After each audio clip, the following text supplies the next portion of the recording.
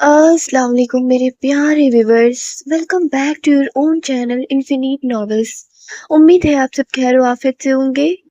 چلیں بنا دیر کیے مرمے کائزان کی ایپیسوڈ 26 کو ریڈ کرنا اسٹارٹ کرتے ہیں۔ ہاں بھائی، دو پتھر سرخ رنگ کے دینا۔ اس نے وہاں پر سب سے خوبصورت پتھروں کی طرف اشارہ کیا تو اس لڑکے نے فوراً دو پتھر لا کر ان کے حوالے کیے تھے اور ساتھ ہی میں پینسل بھی دی تھی۔ ان دونوں پتھروں پر آپ اپنا نام لکھ لیں تاکہ ہمیں پتہ چل سکے کہ کون سا پتھر پہلے ملتا ہے اور کون سا پتھر کھو جاتا ہے۔ یہ پانی بہت گہرا ہے، اکثر پتھر یہاں گم بھی ہو جایا کرتے۔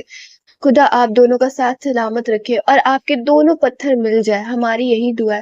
وہ اسے پینسل دیتے ہوئے بولا تھا جبکہ اس نے خاموشی سے پینسل تھام کر ایک پر اپنا اور دوسرے پر مرم کا نام لکھا تھا۔ دیکھو، میں تمہیں اس کام کے ڈبل پیسے دوں گا لیکن پتھر دونوں ڈھونڈ کر لانا، وہ اس چھوٹے لڑکے کو دیکھتے ہوئے ترکش میں بولا تھا، جس نے ہاں میں سر ہلا کر اسے یقین دلایا تھا کہ وہ دونوں پتھر ڈھونڈ کر لائے گا۔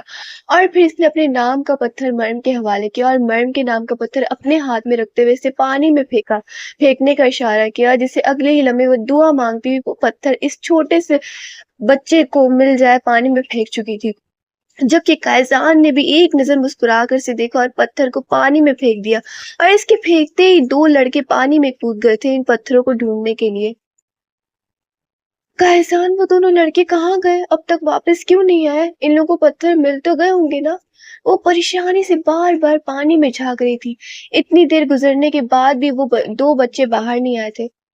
آ جائیں گے، تھوڑا صبر تو کرو۔ وہ خود بھی تھوڑا پریشان ہوا تھا، اتنی دیر گزر چکی تھی، اب تک ان لڑکوں کو آ جانا چاہیے تھا۔ وہ سوچ ہی رہے تھے جب اچانک ایک لڑکا باہر نکلا، اس کے ہاتھ میں سرخ رنگ کا ایک پتھر تھا۔ قائزان ان فضول چیزوں کو مانتا نہیں تھا لیکن اپنے پتھر کو دیکھ کر اسے سکون ملا تھا۔ پتھر اسے واپس لیتے ہوئے اس نے اس کے اوپر مرم کا نام پڑھا تھا۔ یہ میرے والا پتھر ہے، تمہارے والا پتھر ابھی تک نہیں نکلا۔ وہ دونوں اب دوسرے لڑکی کا انتظار کرتے تھے جو 2-3 دفعہ باہر سانس لینے کے لیے آیا اور ہاتھ کا اشارہ نام میں ہلاتے واپس نیچے چلا گیا۔ مرم کو اب پریشانی ہونے لگی تھی، وہ بچہ کیوں اس کا پتھر ڈھونڈ نہیں پا رہا تھا؟ اس نے تو اتنے قریب اس پتھر کو پھینکا تھا۔ سنو، تم لوگ بھی جاؤ، میری بیوی کا پتھر ڈھونڈ کر لاؤ۔ اس نے سامنے بیٹھے دو لڑکوں کی طرف اشارہ کیا تھا جو ان بچوں سے تھوڑے بڑے تھے۔ وہ ہاں میں سر ہلاتے فوراً پانی کے اندر اتر چکے تھے۔ مل جائے گا بھی پتھر، ہو سکتا ہے تھوڑا نیچے چلا گیا ہو، اس نے اس کی پریشان شکل دیکھتے ہوئے کہا تھا، جبکہ وہ اس کے بازو کے ساتھ سر لگاتی تھوڑی اداس سی ہو گئی تھی۔ تقریباً 3 گھنٹے گزر چکے تھے۔ وہ پچھلے 3 گھنٹوں سے ان لڑکوں کو نہ جانے کتنی دفعہ بھیج چکا تھا لیکن ہر دفعہ وہ خالی ہاتھ ہی واپس آ رہے تھے۔ ان کے پاس پانی کے اندر جلانے والی ٹارچ بھی تھی لیکن اس کے باوجود بھی وہ پتھر ان کو نہیں مل رہا تھا۔ مرم کی اداسی اب آہستہ آہستہ آنسوؤں میں بدلنے لگی تھی۔ اس کی آنکھوں میں چمکتے آنسو قائزان کو بے چین کر رہے تھے۔ وہ کیوں اس کے پتھر کو ڈھونڈ کر نہیں لا رہے تھے؟ وہ انہیں 10 گنا زیادہ رقم کی آفر کر چکا تھا۔ وہ لڑکے پاگلوں کی طرح پتھر ڈھونڈ رہے تھے لیکن پتھر نہیں مل رہا تھا، جس کا مطلب تھا کہ ان دونوں کا ساتھ زیادہ دور تک نہیں ہے، اور یہی چیز مرم کے آنسوؤں کی وجہ بن رہی تھی، اور مرم کے آنسو ہی تو اس سے برداشت نہیں ہوتے تھے۔ مجھے لگتا ہے کہ آپ لوگوں کی جوڑی زیادہ وقت تک سلامت نہیں رہے گی، ورنہ پتھر ضرور مل جاتا۔ اس جگہ کے اونر نے آخر پتھر نہ ملنے کی وجہ بتا دی تھی، یعنی وہ ہار مان چکے تھے۔ بکواس بند کرو، ایسا کچھ نہیں ہے، سمجھے تم؟ ہم ان پتھروں پر بالکل یقین نہیں رکھتے، وہ غصے سے اسے دیکھتے ہوئے ترکش میں بولا تھا۔ اگر یقین نہیں رکھتے تو رات کے 2 بجے تک یہاں کیا کر رہے ہو؟ جاؤ جا کر اپنی زندگی جیو، تمہاری بیوی رو کیوں رہی ہے؟ اگر یقین نہیں ہوتا تو تم کبھی اس پتھر کے لیے اتنے بے چین نہیں ہوتے۔ اس آدمی کو بھی شاید اب قائزان کے انداز پر غصہ آنے لگا تھا، اسی لیے اسے دیکھتے ہوئے بولا، جبکہ قائزان نے ایک نظر پانی میں دیکھا اور دوسری نظر اپنی مرم کے آنسو کو اگلے ہی لمحے اپنی شرٹ اتار کر ایک طرف پھینکتا خود پانی کے اندر کود گیا تھا۔ یا اللہ! مرم پریشانی سے اٹھ کر دیکھنے لگی تھی، وہ پانی میں کس طرف غائب ہوا تھا کسی کو سمجھ نہیں آیا تھا، لیکن وہ لڑکے بھی پریشانی سے اب اس جگہ کو دیکھنے لگے تھے۔ وہ جگہ بہت گہری تھی اور کسی بھی طرح کی جان کا نقصان وہ لوگ برداشت نہیں کر سکتے تھے، کیونکہ ان لوگوں کے لیے پیسے کمانے کا واحد راستہ تھا۔ قائزان، قائزان! وہ پاگلوں کی طرح قائزان کو آوازیں لگانے لگی تھی، اسے تیرنا نہیں آتا تھا، اور قائزان جس طرح سے اندر غائب ہوا تھا اسے خوف محسوس ہونے لگا تھا، جبکہ باقی لوگوں کا حال بھی کچھ ایسے ہی تھا۔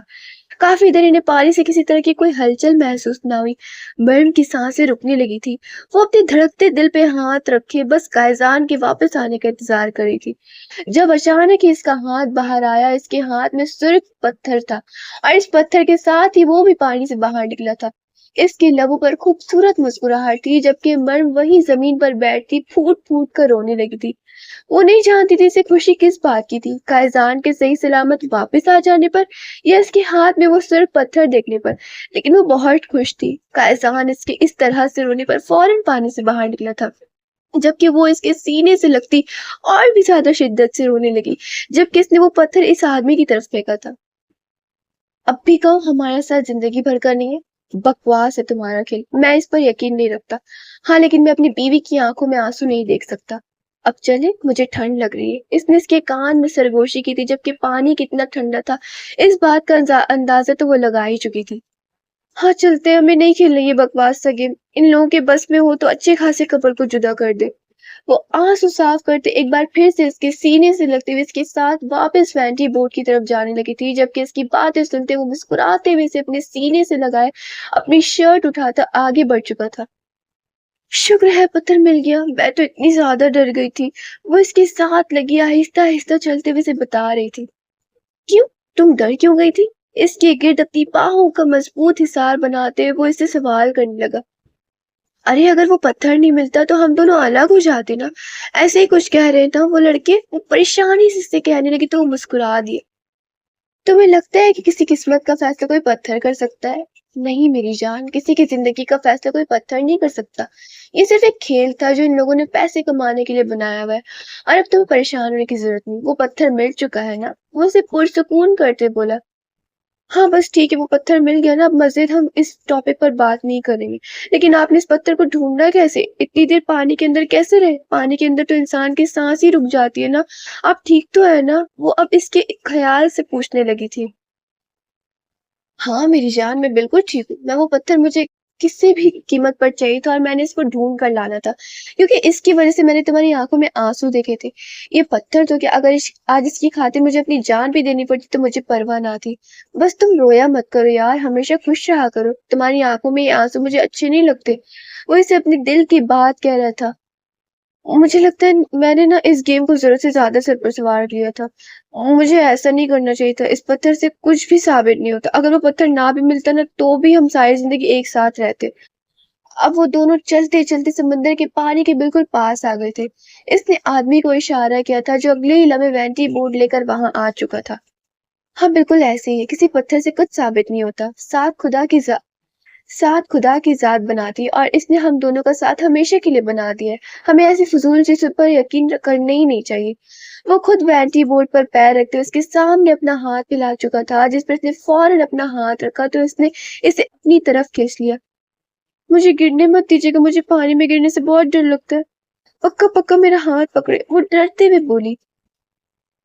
डोंट वरी मेरा बच्चा, मेरी जान, पक्का पक्का सिर्फ हाथ क्या, मैंने पक्का पक्का तुम्हें पकड़ लिया, वो भी सारी जिंदगी के लिए। वो एक झटके में से खींचता अपने साथ लगा चुका था। अपनी बात के जवाब में इसका ये अंदाज सुनकर वो खिलखिलाई थी। नकलबाज कहीं के। वो हंसते वेंट्री के ऊपर चढ़ी तो इस आदमी ने एक बटन की तरफ इशारा किया था, जबकि कायजान इसे जाने का इशारा करता खुद इसके पीछे अंदर की तरफ जाने लगा। हाय अल्लाह, इतना छोटू सा बेड, हम सोएंगे कहाँ? वो सिंगल बेड अंदर के कमरे में देखते हुए इससे पूछने लगी थी, जबकि वो इसके पीछे अंदर दाखिल हुआ। इसके ऊपर सोएंगे जानू, और कहाँ सोएंगे? वैसे काफी रोमांटिक सा बेड नहीं है? हम एक दूसरे के काफी ज्यादा करीब रहेंगे। इसे बेड पसंद आया था। हाँ लेकिन मैं टांगे मारूंगी ना आपको। इसे अपना मसला याद आया था। वो अक्सर रात को इससे दूर होने की कोशिश करती थी क्योंकि वो टांगे बहुत चलाती थी। ये अलग बात थी कि कायजान इसे खुद से दूर जाने नहीं देता था। तुम वैसे भी मुझे रात को टांगे मारती हो, ये कोई नई बात नहीं है। अब तो मुझे आदत हो चुकी है और मुझे खुशी होगी तुम्हें इतने पास सुलाकर। मुझे कोई एतराज नहीं, तो तुम टांगे चलाओ, हाथ चलाओ या जुबान चलाओ, मुझे तुम हर सूरत में अपने करीब चाहिए। वो पुरसुकून सा बेड पर लेटते बोला था, जबकि वो कांधे उचकाते अपना गाउन उतारने लगी थी। अगर इसे ही कोई एतराज नहीं था तो वो फिर क्यों इसकी इतनी परवाह करती? मैं इस तरफ सूंगी, मैं पहले बता रही हूँ। इसने दीवार की तरफ इशारा किया था। क्यों? इस तरफ ऐसा क्या है जो तुम इस तरफ सोगी? وہ اس کی جگہ چھوڑتے ہوئے اس جگہ کو دیکھنے لگا تھا جس میں اسے کچھ بھی ایسا تو محسوس نہ ہوا تھا کہ وہ اس طرف سونے کی ضد کرتی۔ ارے آپ کو نہیں پتا رات کو نا سمندر کی لہریں شور کرتی ہیں، زور پکڑتی ہیں، ایسے ایسے ہلے گا نا پورا کمرہ تو آپ نیچے بیڈ سے گریں گے۔ میں نہیں، اس نے دماغ لڑاتے ہوئے کہا تھا۔ کیا بات ہے بیبی، تم تو بڑی اسمارٹ ہو، اس نے اسے داد دی تھی جبکہ فرضی کالر اچکاتے ہوئے اپنے بالوں کا جوڑا کھول چکی تھی۔ وہ اس کی کمر پر بکھرے اس کے بالوں کو دیکھتے اس کا بازو پکڑ کر اپنی طرف کھینچتے ہوئے خود پر گرا چکا تھا۔ خبردار، جو آپ نے میرے بالوں میں ایسے ایسے کر کے انگلیاں چلائی، اتنی الجھنیں پڑتی ہے میرے سے نہیں الجھنیں نکالی جاتی۔ اس نے فوراً سے اسے ٹوکا تھا اپنے بالوں میں اس کی انگلیوں کی حرکت کو محسوس کر سکے، لیکن وہ رکا نہیں تھا۔ اپنی خواہش پوری کرنے کے لیے وہ اس کی اجازت کا محتاج تھوڑی تھا۔ ارے تم سے الجھنے نہیں نکالی جاتی، مجھے نہ کہتی نہ جانے من، میں خود اپنے ہاتھوں سے تمہاری ساری الجھنیں سل جاتا۔ تم مجھے کبھی اس کام کے لیے کہو تو صحیح، یقین کرو، اور کوئی پرابلم مجھ سے حل ہوتی ہے نہ ہو، لیکن اپنی بیوی کے سارے پرابلمس کا میں حل نکال سکتا ہوں۔ ہاں ہاں پتہ ہے مجھے، آپ بہت بڑے میک اپ آرٹسٹ ہو، اب سو جاؤ، اس نے اس کے ماتھے پہ ہاتھ رکھتے ہوئے کہا تھا۔ وہ اسے سونے کے لیے کہہ رہی تھی لیکن قائزان ارادہ ایسا نہیں تھا۔ ایسے ہی سو جاؤ، تمہیں کچھ دکھائے بھی نہ، وہ پوچھتے ہوئے اس کی طرف کروٹ لے گیا تھا۔ وہ سسپنس پھیلاتے ہوئے بولا، کیا دکھائیں گے آپ مجھے؟ وہ کنفیوز ہوئی تھی لیکن چہرے پر کافی ایکسائٹمنٹ بھی تھی، جبکہ قائزان نے ہاتھ بڑھا کر ایک بٹن پریس کیا تھا۔ اگلی لمحے اس کے کمرے کا چھت آہستہ آہستہ دو حصوں میں کھلنے لگا تھا۔ وہ حیرانگی سے اوپر کی طرف دیکھنے لگی، جو دیکھتے ہی دیکھتے پورا آسمان ان کے سامنے کھول چکا تھا۔ قائزان، یہ وہ اٹھ کر بیٹھتی آسمان کی طرف دیکھنے لگی۔ اس کے دونوں سائڈ پر موجود وینٹی کی دیواریں اب ختم ہو چکی تھی۔ وہ ایک دم اوپن سے ایریا میں اپنے ایک بورڈ پر موجود تھے۔ دور دور تک کوئی وینٹی بورڈ نہیں تھی اور آسمان پر ان لوگوں کے اڑائے وہ دیے آدھو تاب سے چمک رہے تھے۔ تھوڑے فاصلے پر پانی تھا جس کو وہ آسمان کے چمکتے چاند میں بہت صفائی سے دیکھ پا رہی تھی، بلکہ وہ چاند بہت بڑا لگ رہا تھا۔ اس پانی میں یہ منظر خوابوں کی دنیا کے جیسے ہی تو تھا۔ خوبصورت ہے نا؟ وہ اس کے ساتھ بیٹھتے ہوئے اس کی گرد اپنی باہوں کا حصار بناتے اسے اپنے ساتھ لگاتے ہوئے پوچھنے لگا تھا۔ یہ تو بالکل خواب جیسا ہے۔ وہ اس کے ساتھ چپک کر لگتی جیسے خود کو کسی خواب میں ہی محسوس کری تھی۔ اس کے انداز پر وہ مسکراتے ہوئے اس کے مزید قریب کر گیا تھا۔ قہسان، میں نے ایسا پہلے خوابوں میں بھی نہیں دیکھا، یہ سچی ہے، آپ مجھے چٹکی کاٹے نا، مجھے یقین نہیں آ رہا۔ اس کے انداز پر مسکراتے ہوئے اس نے اس کے گال پر اپنے دانت گاڑے تو وہ اپنے ہاتھ چلاتے اس کے ہاتھ پر ایک زوردار چٹکی کاٹ چکی تھی۔ چٹکی ایسے کاٹی جاتی ہے، ویسے نہیں، اس نے بتانا ضروری سمجھا تھا۔ مجھے ایسے نہیں ایسے کاٹنی آتی ہے، تم ایڈجسٹ کر لو۔ اب کیا ہر چیز پر میں ہی ایڈجسٹ کروں گا؟ اس کے دونوں ہاتھ کو قابو کرتے وہ اسے اپنے مضبوط شکنجے میں قید کر چکا تھا۔ کیا کرے قہزان، لوگ دیکھیں گے تو کیا سوچیں گے؟ وہ اس کے انداز پر تھوڑی بہت شرم محسوس کرتے بولی تو قہزان نے اسے گھورا تھا، جبکہ وہ شرارتی سے انداز میں مسکرا دی۔ میرا مطلب ہے مگر مچھلیاں، اس نے بھرپور دانتوں کی نمائش کی تھی جبکہ اس کی آخری لفظ پر وہ کھٹکا۔ اب یہ ڈوڈو کیا ہوتا ہے؟ وہ پوچھے بنا نہیں رہ سکا تھا، جتنا انٹرسٹنگ یہ نام تو اسے یقین تھا مطلب بھی اتنا ہی انٹرسٹنگ ہونے والا ہے۔ ہائے اللہ، آپ کو ڈوڈو کا نہیں پتا؟ ارے ڈوڈو مینڈا کو کہتے ہیں، اس نے مزے لیتے ہوئے بتایا تھا، جبکہ قائزان نے اسے گھور کر دیکھا۔ مطلب تم ہمارے رومانس میں اس وقت ڈوڈو کو گھسا رہی ہو؟ ویری بیڈ بیوی، ویری ویری بیڈ۔ وہ اس کا چہرہ اپنے ہاتھوں میں قید کرتا اس کے لبوں پر جھک گیا تھا۔ مطلب صاف تھا وہ مزید اسے مہلت دینے کا کوئی ارادہ نہیں رکھتا تھا۔ اس کا رومانٹک موڈ پوری طرح سے آن ہو چکا تھا، جبکہ وہ ہوا کے ایک سرد جھونکے سے تھرتھراتی ہوئی اس کے سینے میں پناہ لینے لگی۔ یہاں تو بہت سردی ہے، اس نے اس کی طرف دیکھتے ہوئے کہا تو وہ پاس پڑا بلینکٹ دونوں پر اڑانے لگا۔ تو میرا سینہ ہے نا، چھپ جاؤ، بچ جاؤ اس سردی سے۔ اس نے اسے مزید اپنی باہوں میں قید کرتے مفید مشورہ دیا تھا جو اسے کافی زیادہ پسند آیا تھا۔ وہ تو پوری کی پوری اس کے اندر گھس جانے کو تیار تھی۔ میرے پیارے قائزو، وہ اس کے سینے سے سر اٹھاتی اس کے چہرے کو دیکھتے ہوئے آہستہ آہستہ اس کے گال کھینچ رہی تھی۔ اس کے انداز میں وہ اس کے مطلب کو کھوجنے کی کوشش کرنے لگا۔ کچھ تو تھا وہ جو وہ کہنا چاہتی تھی۔ قائزو، اس نے سمجھانے والے انداز میں اس کے لیے نام کو دہرایا تھا، جبکہ وہ دانت نکالتے اس کا چہرہ دیکھ رہی تھی۔ بولو بولو بیوی، تم کیا کہنا چاہتی ہو؟ تمہارے چمکتے موتیوں سے مجھے ہرگز اندازہ نہیں ہوگا کہ تمہارے اس چھوٹے سے دماغ میں کیا چل رہا ہے۔ اس نے اس کے لبوں پر انگوٹھا پھیرتے ہوئے کہا تھا۔ क्या कायजू, आप भी समझते नहीं हो। इसने फिर से कहते बड़े ही लाड से सी गर्दन में अपनी नाजुक बाहों का हार बनाया था, जबकि इसके अंदाज पर, इसके लबों पर मुस्कुराहट फैल गई थी। वो अपनी बात मनवाने का हुनर जानती थी। मैं क्या कह रही थी कि हम कुछ दिन और टर्की में रुके, सिर्फ कुछ दिन, और आपके पास तो इतने सारे पैसे ना खत्म भी नहीं होंगे। हम वो सारी जगह पर वापस जाएंगे जहां से होकर आए, इसने फरमाइशी अंदाज में कहा था। हम वापस आएंगे मेरी जान, आई प्रॉमिस। सिर्फ 3 महीनों के बाद मैं तुम्हें यहाँ वापस लेकर आऊंगा। और वैसे भी कल हम लोग कैपिडोकिया जा रहे हैं, वहां पर भी बहुत कुछ है देखने लायक। लेकिन इससे पहले मैं तुम्हें कल यहाँ एक और बहुत खूबसूरत जगह लेकर जाऊंगा, जिसे प्रिंसेस आइलैंड कहा जाता है। इस खूबसूरत समंदर की तरह वो भी ख्वाबों की दुनिया जैसा है। कहा जाता है कि पुराने दौर में मतलब शहजादों और शहजादियों के दौर में जो शहजादे और शहजादियां अपनी सल्तनत की नाफरमानी करते थे, इन्हें सजा के तौर पर इस प्रिंसेस आइलैंड पर भेज दिया जाता था। पर तुम्हें पता है कि वैंटी बॉट का सफर करके हम वहीं पे जा रहे हैं। वहां पहुंचते हुए तकरीबन कोई 7 से 8 घंटे लगेंगे।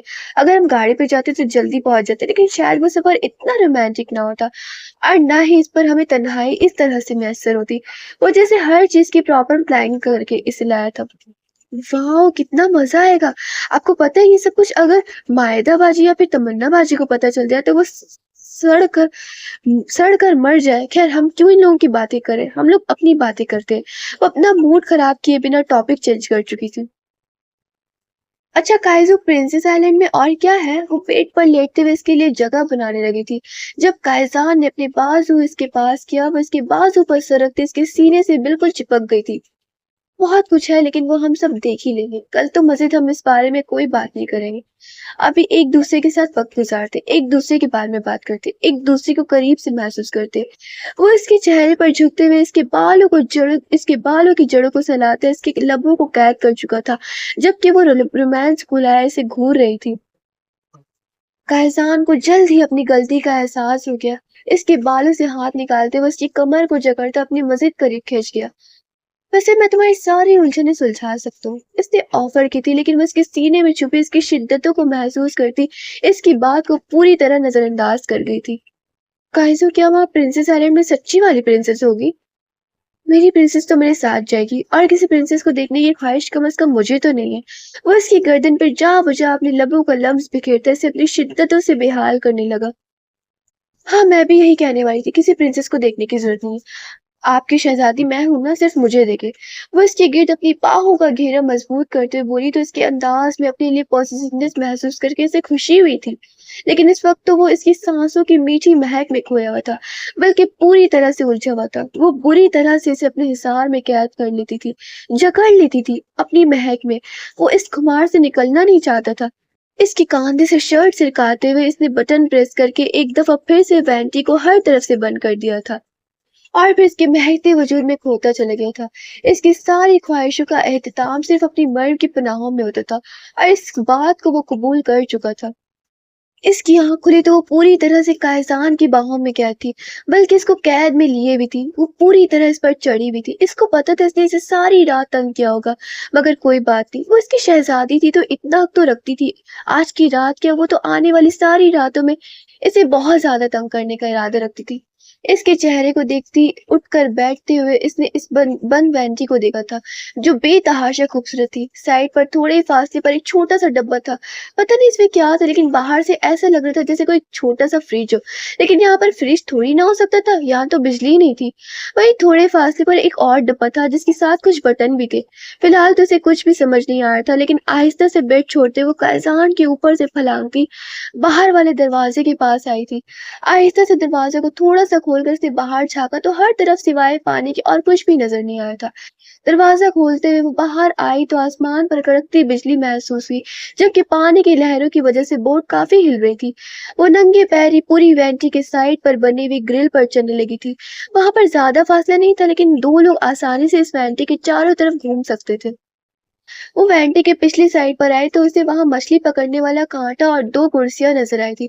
वो आहिस्ता से कुर्सी पर बैठते बेकार में ही मछली का कांटा पानी में फेंकते हुए हिलाने लगी थी। चलो, जब तक कायसान उगता, कोई तो बोर होने से बचने के लिए काम मिला। इसे मछली पकड़ने हरगिज नहीं आती थी, लेकिन ये काम करते हुए उसे बड़ा मजा आ रहा था। थोड़ी देर एंजॉय करके वहीं पर कांटा रखते हुए थोड़ी देर आगे की तरफ आई, जहां से बड़ी सी मोटर नजर आई थी। جس میں سے آوازیں بھی آ رہی تھی۔ اب اسے سمجھ میں آیا تھا یہ وینٹی ساری رات کیسے چلتی رہی تھی۔ یقیناً یہ کوئی آٹومیٹک سسٹم تھا۔ جو بھی تھا اس کے کام کا ہرگز نہیں تھا۔ اس کو بھی اگنور کرتے وہ آگے بڑھی تو وہی تھوڑے فاصلے پر اسے بالٹی اور مگ نظر آیا تھا۔ بالٹی کھول کر دیکھا تو اس میں صاف ستھرا پانی تھا۔ ساتھ میں ایک چھوٹا سا ڈبہ بنا ہوا تھا جسے اس نے کھولا تو اس میں سے اسے ٹوتھ برش، صابن، شیمپو اور اسے بہت ساری ضرورت کی چیزیں ملی تھی۔ کیا بات ہے، یہاں تو بندہ گھر بس آ سکتا ہے نا۔ وہ خوش ہوئی تھی اور اس نے سروس والوں کو شاباشی بھی دی تھی جب دوسری طرف سے فاصلے پر اسے ایک کھڑکی نظر آئی تھی۔ اس نے فوراً کھڑکی کھول کر دیکھا تو سامنے بیڈ پر قائزین اسے سوتے ہوئے نظر آیا۔ پڑوسی جی، اجی سنتے ہو پڑوسی جی، مچھلی کھائیں گے؟ اس نے 2-3 دفعہ قائزان کو پکارا تو قائزان نے ہلکی سی آنکھیں کھولتے ہوئے پہلے بیڈ پر اسے تلاش کیا تھا اور پھر اسے اس چھوٹی سی کھڑکی سے جھانکتے ہوئے دیکھ کر مسکرا دیا۔ وہاں باہر کیا کر رہی ہو تم؟ اٹھ کر بیٹھتے ہوئے سوال کرنے لگا۔